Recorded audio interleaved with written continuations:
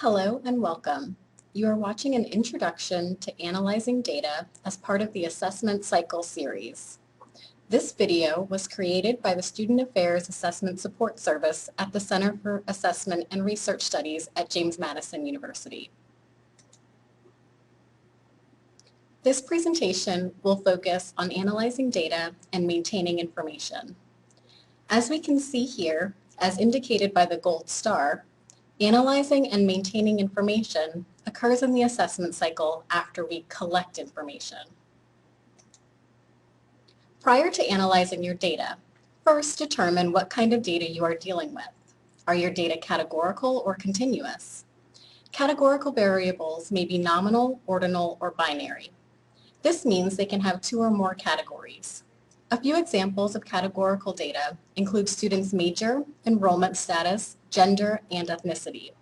More specifically, a student's major or ethnicity is considered nominal data because it consists of a name or category.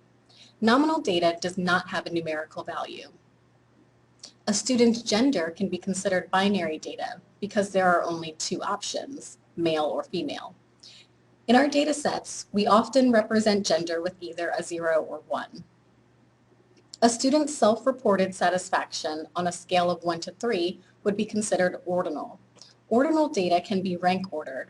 However, the difference between levels, for instance between 1 and 2 or between 2 and 3 on the satisfaction scale is unknown and thus cannot be accurately quantified. That is, the difference between a 1 and a 2 might not be equal to the difference between a 2 and a 3. Continuous variables can be interval or ratio and can usually be measured along a continuum or on a scale that has a meaningful 0 point. Unlike nominal data, interval or ratio data have a numerical value. Unlike ordinal data, for interval and ratio data, the differences between each level are known and can be quantified. Examples of continuous data include GPA, test score totals, and number of credit hours. It is necessary to make this distinction between types of data because the type of data you have determines which statistics should be estimated. For example, it doesn't make sense to calculate the average ethnicity of students because ethnicity is a categorical variable. There are 4 general analytic questions or strategies we often use to analyze data. The 4 strategies involve measuring relationships, differences, change, or level of competency. When examining relationships, we're trying to answer the question, what is the relationship between assessment outcomes and program components? For example, course grades or peer ratings. When looking at differences, we're trying to answer the question, do students learn or develop more if they participate in a program compared to students who did not participate? When looking at change, we're trying to answer the question, do students change over time? Specifically, we examine the same group of students across multiple time points. When looking at competency, we're trying to answer the question, do students meet program expectations? Program expectations typically refer to cut scores or standards set by the program or other stakeholders. Now let's look at examining relationships in more detail using an example from career and academic planning context. Examining relationships answers the research question, what is the relationship between assessment outcome measures and another indicator of performance? When examining relationships, we would expect to see either a positive or negative correlation between treatment outcomes as measured by performance on an assessment instrument. For example, we might expect resume quality after attending a resume workshop to be positively related to the number of interviews reported on an alumni survey. Now let's look at examining differences. Looking at differences answers the research question, do students learn or develop more if they have participated in a course or program compared to students who did not participate? Examining differences involves outlining expected differences in student performance that should result if our program is effective. For example, students who attend a resume workshop can be compared to students who did not attend a resume workshop on knowledge of resume content, format, and appearance. Essentially, we are asking about the impact of an educational treatment. in this case, the impact of a resume workshop. Greater exposure should result in enhanced performance on our assessment measures. In other words, we expect that students who participated in the resume workshop should perform better on an assessment instrument that measures knowledge of resume content, format, and appearance than students who did not participate in the resume workshop.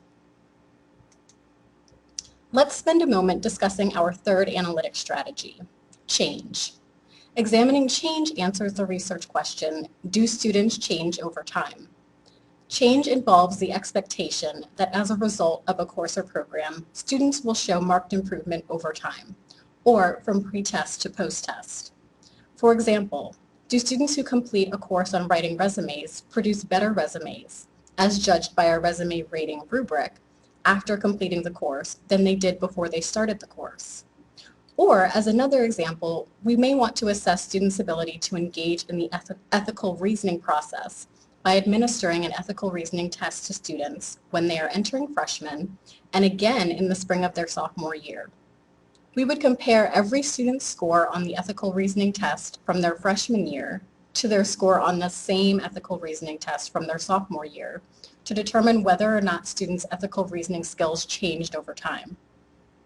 This is the pre and post model that we use with our freshman and sophomore students here at James Madison University through our university-wide assessment day.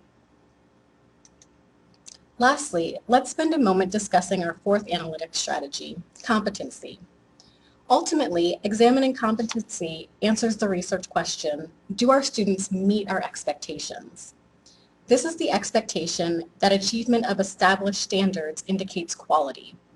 We know that students are gaining knowledge or skills, but are they gaining enough? We may want to use standard setting procedures to establish cutoffs for proficiency on the test.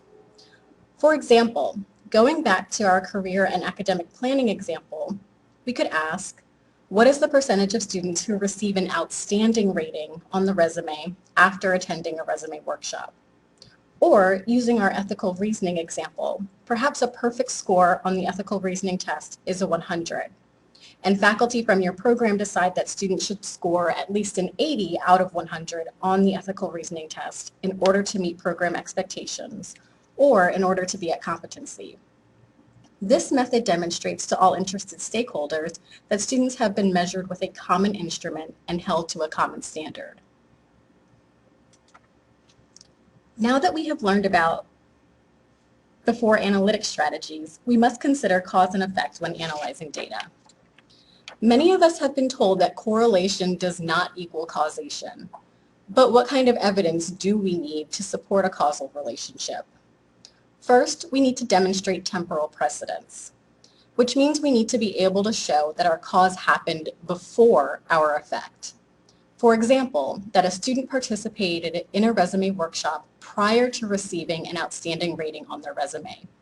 This might be determined by rating students' resumes before and after participating in the resume workshop. Additionally, covariation of cause and effect must be demonstrated.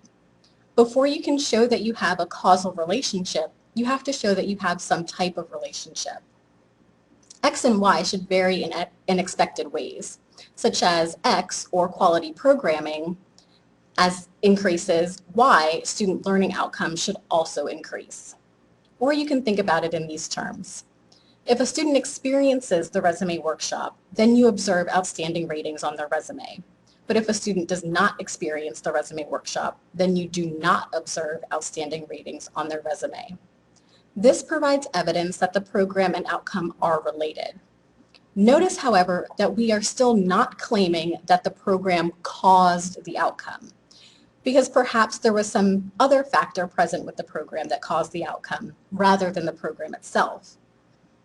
The relationships described so far are rather simple binary relationships. Sometimes we want to know whether different amounts of a program lead to different amounts of the outcome, a continuous relationship. If a student experiences more resume workshop programming, then they receive even higher ratings on their resume. On the other hand, if a student experiences less resume workshop programming, then they received even lower ratings on their resume. Finally, you must show that there are no plausible alternative explanations. This means that the presumed cause must be the only reasonable explanation for changes in the measured outcomes. If there are other factors which could be responsible for changes in students' resumes, then we cannot be confident that the presumed cause-effect relationship is correct. For instance, perhaps there is something else, other than the resume workshop, that is contributing to students' higher resume ratings. After you have analyzed your data, using the most appropriate analytic strategy, you will need to maintain your data. First, you need to think through where and how the data will be stored.